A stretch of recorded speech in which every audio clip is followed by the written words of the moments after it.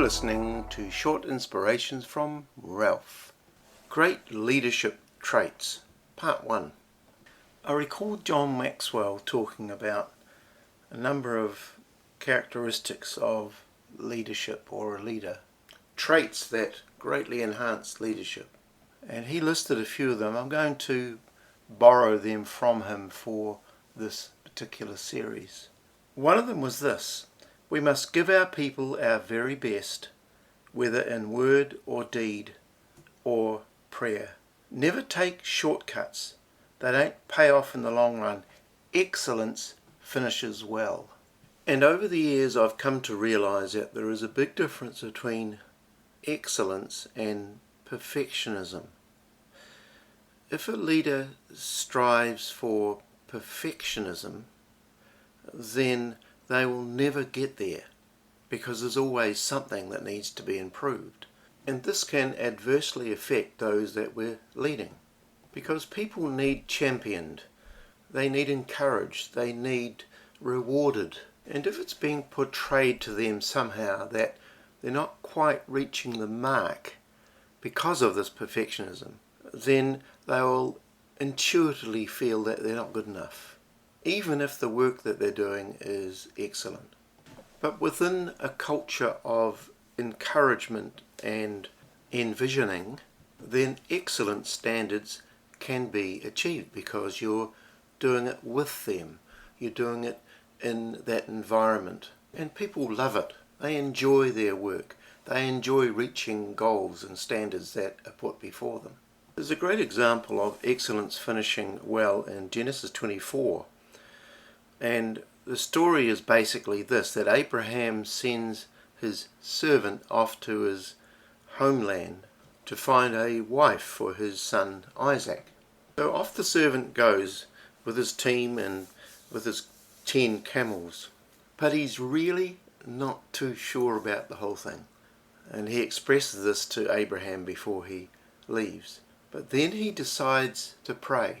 And he brings out this sort of litmus test in his prayer to God, because he's standing by a well in the land that he's going to get a bride from.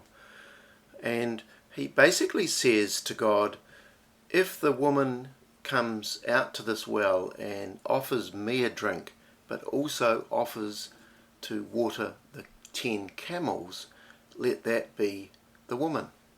And just when he said amen to the prayer, out comes a woman called Rebecca, who's a distant relative. And he runs to her and says, can I drink some water from your pitcher?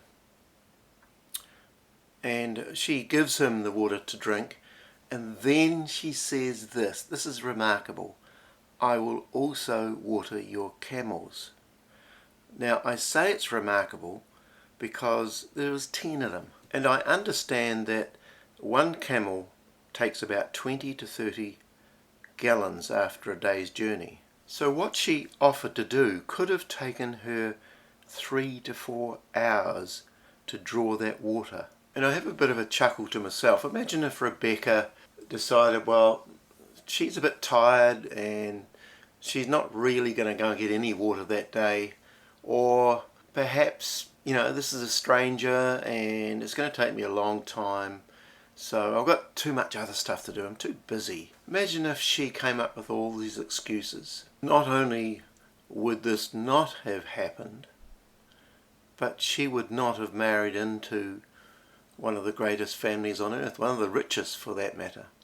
But get this, the return for her excellence becomes unbelievable. She was included in the lineage of Jesus Christ. She was the 8th great-grandmother of our Messiah.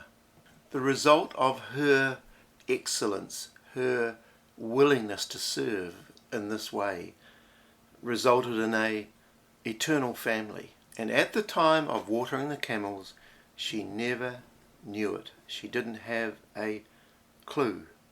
She was a woman who was willing to put her all into even the mundane small things of life, and the reward was out of this world. And so you as a leader You create the environment where people can thrive and exceed and do exceptionally well. Excellence indeed does finish well. God bless you.